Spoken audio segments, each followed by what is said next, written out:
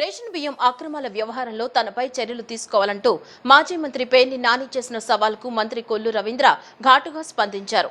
గత ఎన్నికల్లో ప్రజలు భారీ మెజారిటీతో పేర్ని నానిని ఓడించి రాజకీయంగా తగిన గుణపాఠం చెప్పారని, భవిష్యత్తులో కూడా అంతకంటే భారీ మెజారిటీతో వైసీపీకి ప్రజలు బుద్ధి చెప్తారని వ్యాఖ్యానించారు.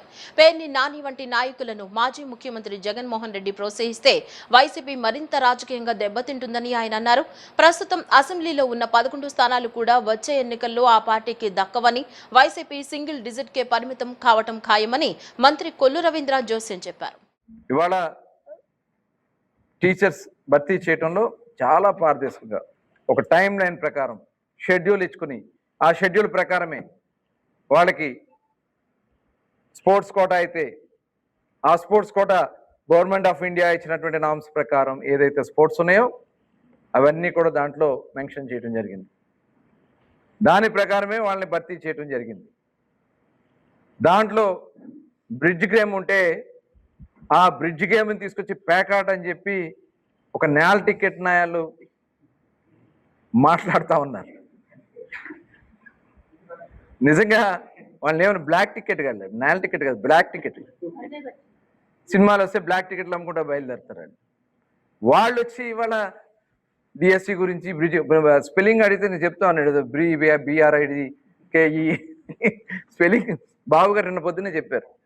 బ్రిడ్జి స్పెల్లింగ్లు తెలియని వాళ్ళు కూడా ఇవాళ మాట్లాడుతున్నారు డిఎస్సి గురించి అని చెప్పి. అదే వాస్తవమైంది. అంటే వాళ్ళు ఒక మరి వాళ్ళని ఏమనాలో అర్థం కాదు, కామెడీ పీసులు అర్థం కావట్లేదు, లేకపోతే వాళ్ళని ఏమనాలో కూడా అర్థం కావట్లేదు. మీటింగ్ పెట్టుకుని పబ్బం గడుపుకోవడానికి వెళ్తా ఉన్నాడు పేర్ని.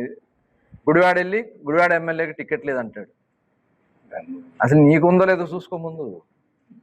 గుడివాడ గన్నవరం కాదు, అసలు నీకు దిక్కు లేకే నీ కొడుకుని ఎట్టుకున్నావు. ఇవాళ మీకు అది కూడా ఉంటుందో లేదో ఒకసారి గుర్తు చేసుకోండి. మీరు ముందు నువ్వు అది చూసుకో.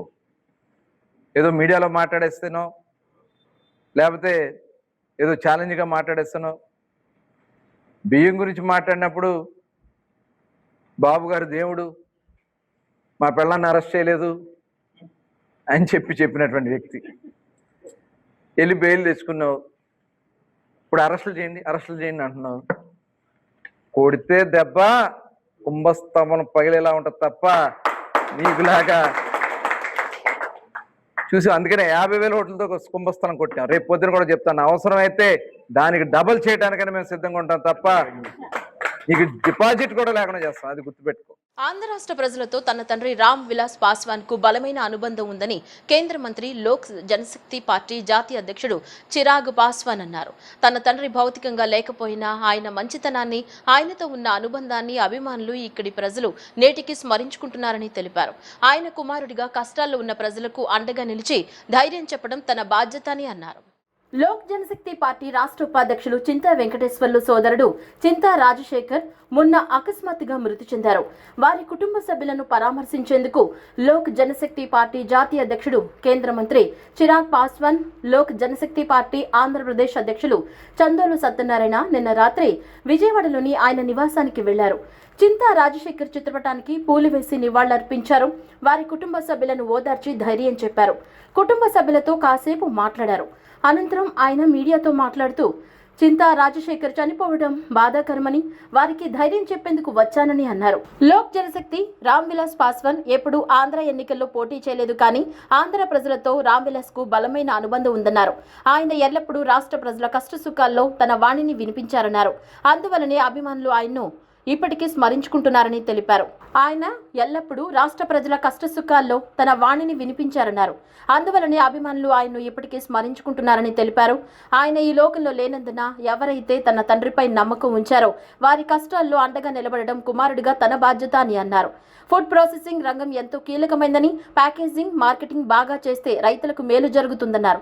ప్రధాని నరేంద్ర మోడీ ప్రతి రంగంపై ప్రత్యేక దృష్టి సారిస్తారని, మెరుగైన పరిస్థితులు ఉన్నామని చెప్పారు.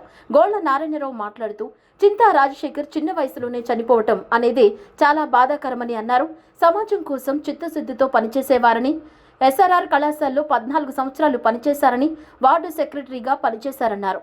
So I genuinely believe that when we talk about strengthening the farmers' economical status, food processing industry plays a very important role in that, and is the reason why when we came to Vishakhapatnam yesterday, today the whole day with the Chief Minister, we tried and discuss and explore all the possibilities concerning food processing.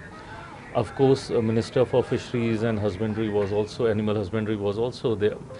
Together, how we can help the fishermen here, the one who is associated with the seafood sector, how we can strengthen the value chain concerning the seafood sector and eventually increase the export. So in that, food processing definitely plays a very important role when we add value to it, when we make the packaging better, when we market it well. So definitely economical help will eventually reach to the fishermen and then various other sectors of food processing, to the farmers also. So today it was a long discussion with the Chief Minister Shri Chandrababu Naidu ji, and we have worked on a lot of possibilities, and I think in coming time you'll see this sector growing very strongly and eventually helping the farmers and the fishermen here.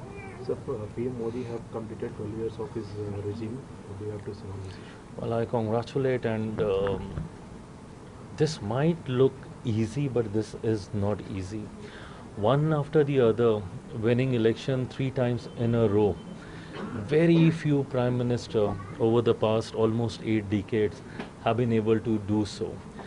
And now when my prime minister, he has completed 12 years, and we'll be eventually celebrating 2 years of the 3rd term of my prime minister.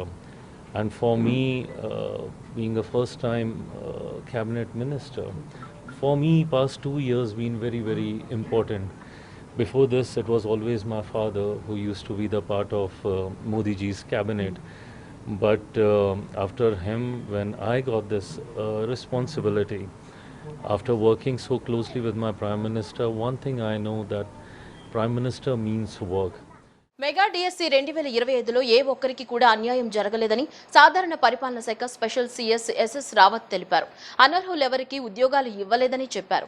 Merit, reservation, క్రీడా నిబంధనల ప్రకారమే teacher పోస్టులు భర్తీ చేసినట్లు, అయినా దీనిపై ఎవరికైనా అనుమానాలుంటే పాఠశాల విద్యా కమిషనరేట్కు రావాలని, సందేహాలు నివృత్తి చేస్తామన్నారు. తమకు అన్యాయం జరిగిందని కొద్ది కాలంగా ఆరోపిస్తున్న 34 మంది అభ్యర్థుల ర్యాంకులు, క్రీడా, మెరిట్, హారిజాంటల్ రిజర్వేషన్ అమలును వివరించారు. వారికి ఎందుకు ఉద్యోగాలు రాలేదో స్పష్టంగా వివరించారు.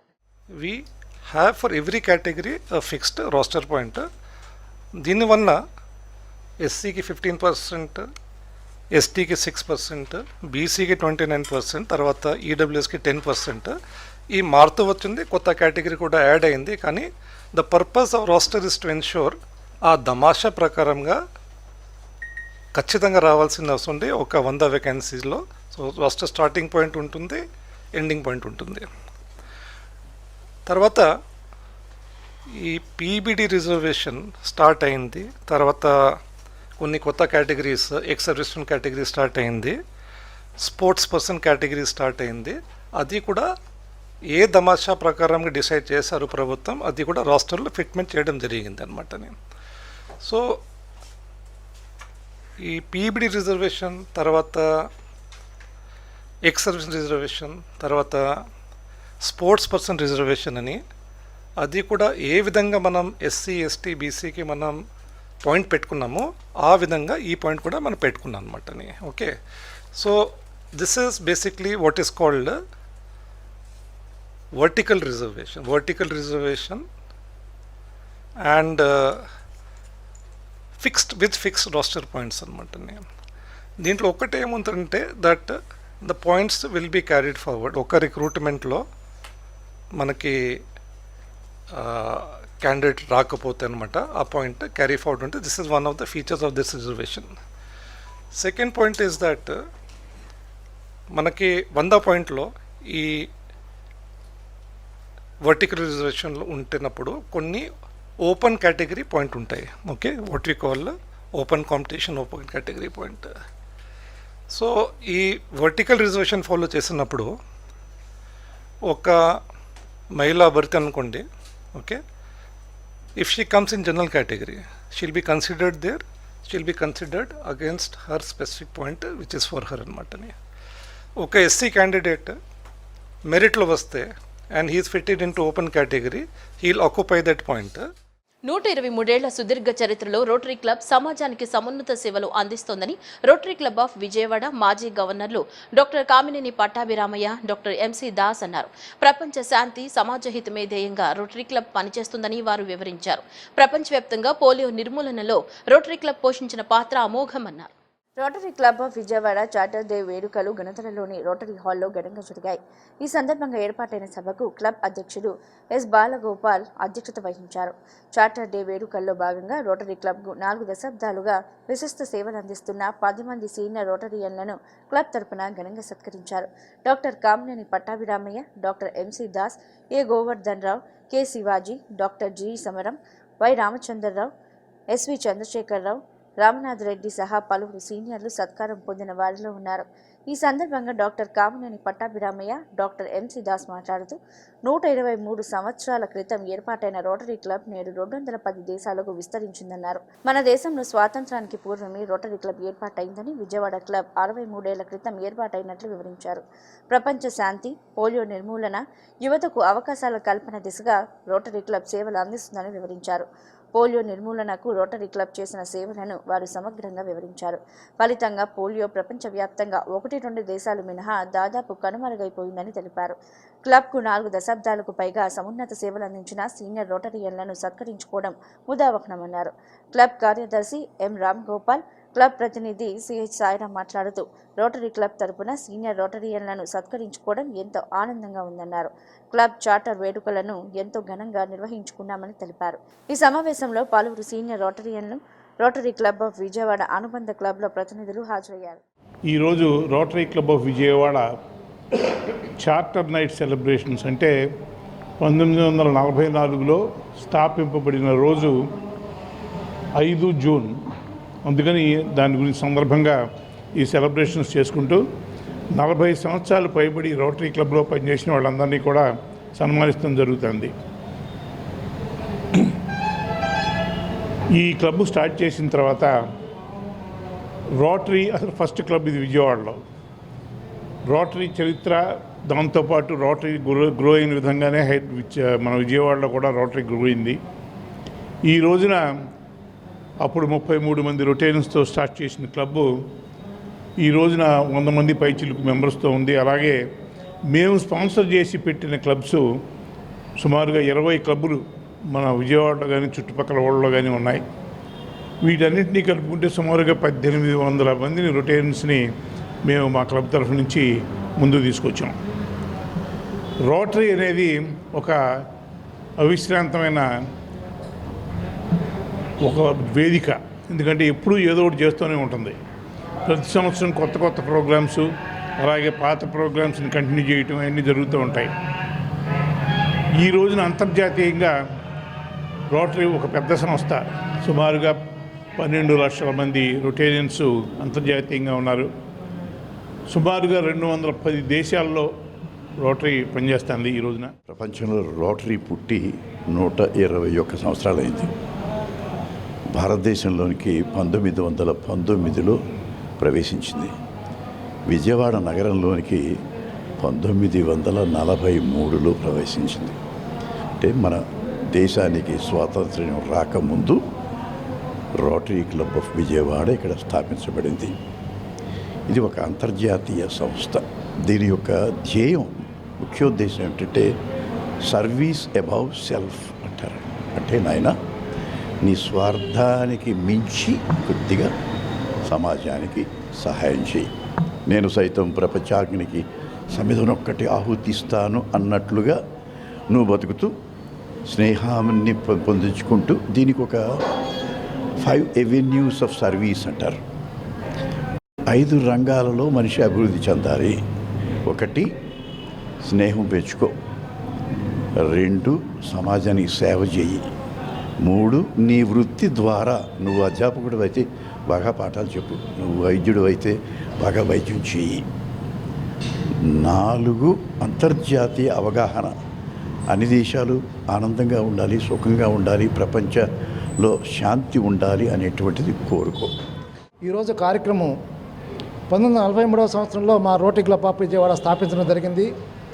ఈ రోజుకి 83 సంవత్సరాలు వసంతాలు పూర్తి చేసుకున్న సందర్భంగా మా rotary club of Vijayawada senior rotaries అయినటువంటి ఎంతోమంది పెద్దలు ఉన్నారు. వాళ్ళు 40 సంవత్సరాల నుండి 63 సంవత్సరాల వరకు ఇప్పటికీ సేవలు అందిస్తున్నారు.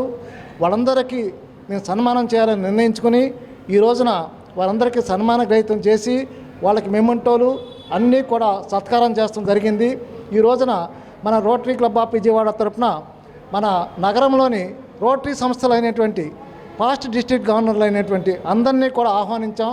అదేవిధంగా మన విజయవాడ నగరంలోని రోటరీ సంస్థల యొక్క అధ్యక్షులు, కార్యదర్శులను, అదేవిధంగా రోట్రాక్ట్ క్లబ్ అధ్యక్షులు, కార్యదర్శులని, interact club, inner wheel club ప్రెసిడెంట్స్ని, సెక్రటరీస్ని కూడా ఈ రోజున మేము ఆహ్వానించి మా యొక్క ఈ యొక్క సత్కార కార్యక్రమానికి వచ్చేసినందుకు వారికి ధన్యవాదాలు తెలుపుతూ, అదేవిధంగా మీకు కూడా ధన్యవాదాలు తెలుపుతూ ముగిస్తున్నాను.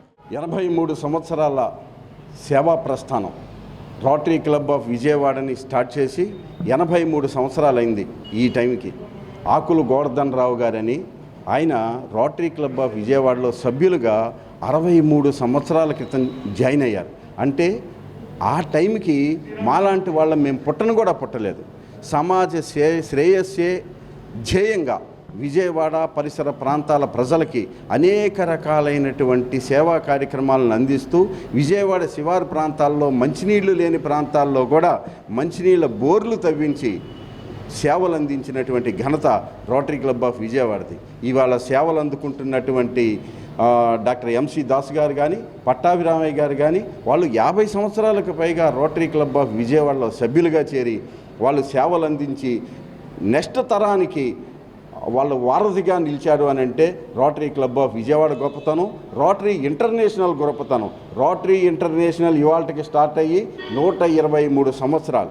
123 సంవత్సరాలు అంటే మొదటి ప్రపంచ యుద్ధం, రెండో ప్రపంచ యుద్ధం కన్నా ముందుగా జరిగినటువంటి స్టార్ట్ అయినటువంటి రోటరీ సంస్థ ఐక్యరాజ్య సమితి స్థాపనలో కూడా ఒక సభ్య దేశంగా జనరల్గా దేశాలు ఉంటాయి, దానిలో సభ్యులుగా రోటరీ క్లబ్ రోటరీ ఇంటర్నేషనల్ అనేది ఐక్యరాజ్య సమితి స్థాపనలో ఒక సభ్యునిగా ఉంటూ విధి విధానాలని తీర్చిదిద్దటంలో ఒక ప్రముఖ పాత్ర వహించినటువంటి రోటరీ క్లబ్ ఆఫ్ విజయవాడకి ఇవాళ కొంతమంది సారథులు ఎవరైతే ఉన్నారో వాళ్ళని సత్కరించుకోవటం మహద్భాగ్యంగా మేము భావిస్తోంది.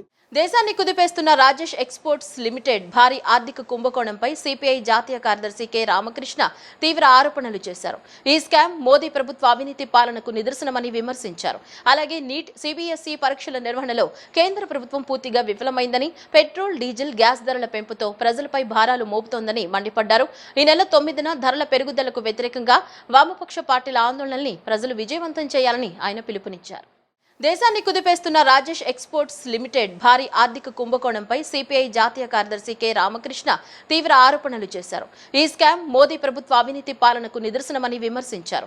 అలాగే నీట్, సిబిఎస్ఈ పరీక్షల నిర్వహణలో కేంద్ర ప్రభుత్వం పూర్తిగా విఫలమైందని, పెట్రోల్, డీజిల్, గ్యాస్ ధరల పెంపుతో ప్రజలపై భారాలు మోపుతోందని మండిపడ్డారు.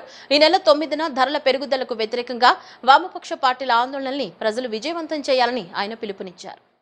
గతంలో హర్షద్ మెహతా స్కామ్ జరిగినప్పుడు దేశవ్యాప్తంగానే కాకుండా ప్రపంచవ్యాప్తంగా కూడా చర్చ జరిగింది. అది 1000 కోట్ల రూపాయల స్కామ్ అని బయటకు వచ్చింది.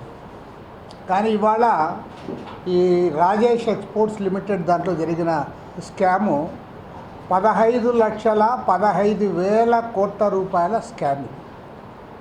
ఈ 15,15,000 కోట్ల రూపాయల ఈ స్కామ్లో ఇందులో ఇవాళ దాదాపు 109 పేజీల నివేదిక వారు ఇచ్చారు. ఆ నివేదిక ప్రకారము వారు సింగపూర్ నుండి, స్విట్జర్లాండ్ నుంచి మేమంతా కూడా నిధులు తెచ్చామనే పేరుతో వాళ్ళంతా కూడా తప్పుడు లెక్కలు చూపించి ప్రజల్ని మోసం చేశారు.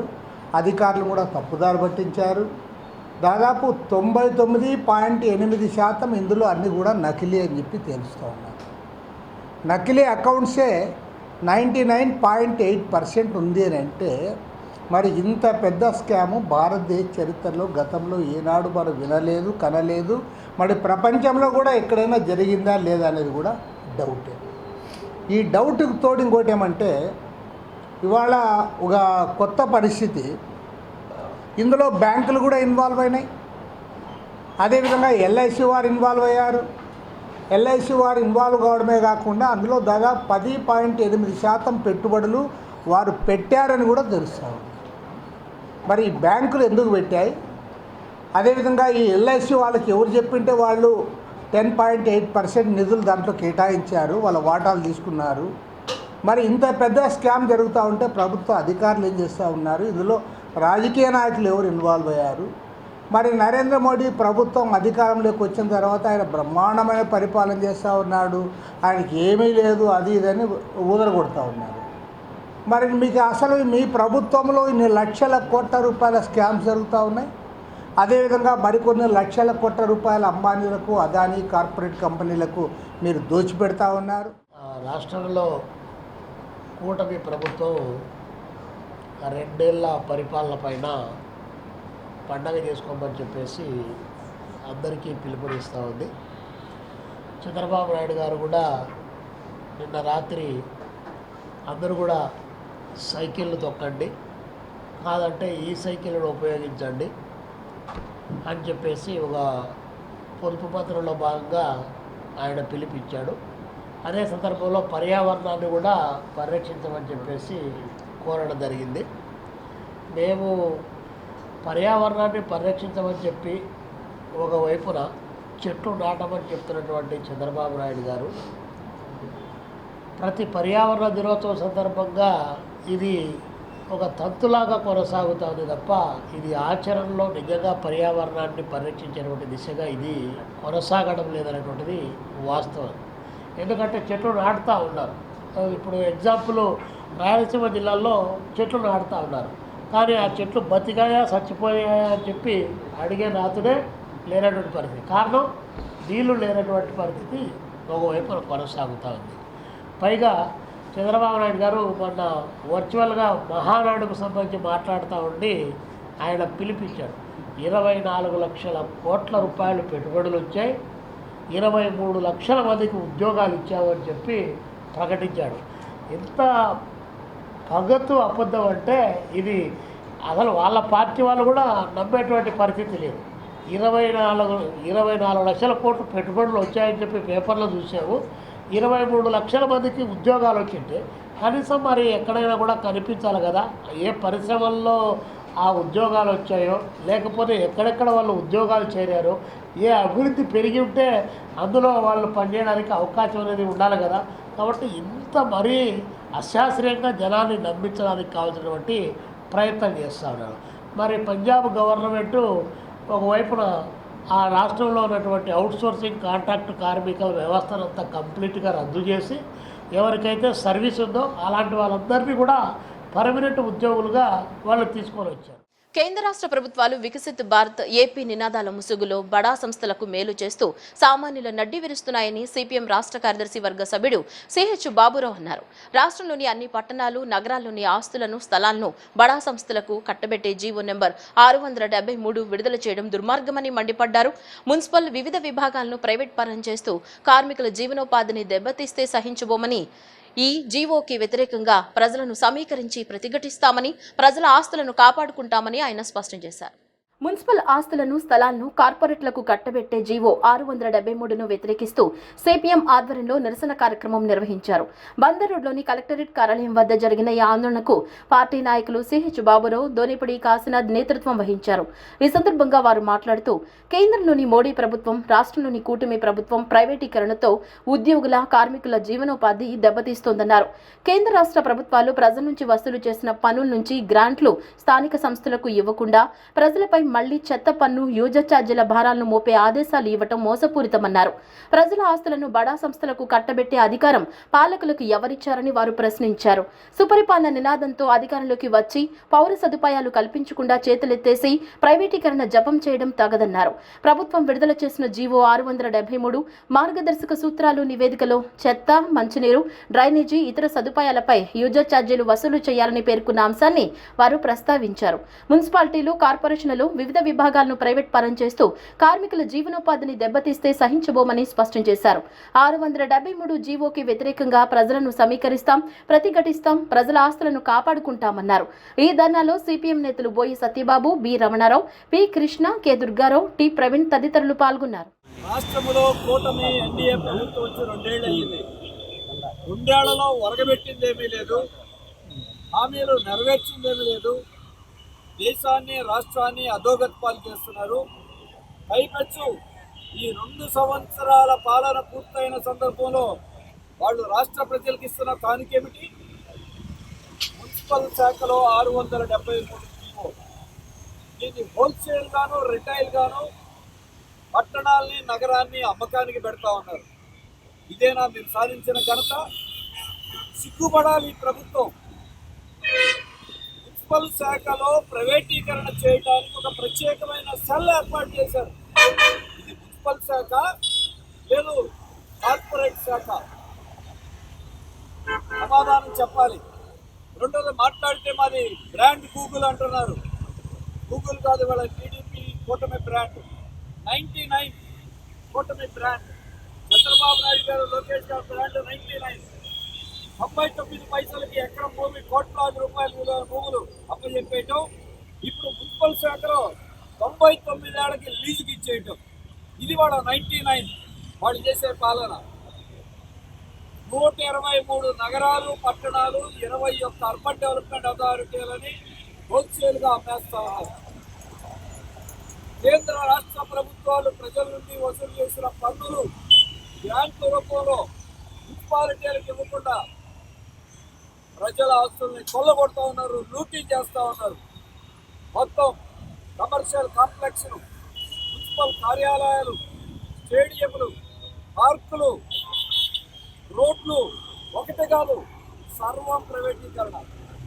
మంత్రి నారాయణ గారు కార్పొరేట్ విద్యా సంస్థలు నడుపుతున్నారు. ఇప్పుడు రాష్ట్ర ప్రభుత్వం మంత్రి గారు మున్సిపాలిటీ శాఖను కూడా ఒక కార్పొరేట్ సంస్థలాగా నడిపేటువంటి దీనికి జీవోలు ఇచ్చేశారు. దీనికి తోడు ఎన్నికల హామీల తొంగలో తొక్కి చెత్త పన్ను ప్రజల పోరాటం వల్ల రద్దయింది. బులెటిన్లో షార్ట్ బ్రేక్.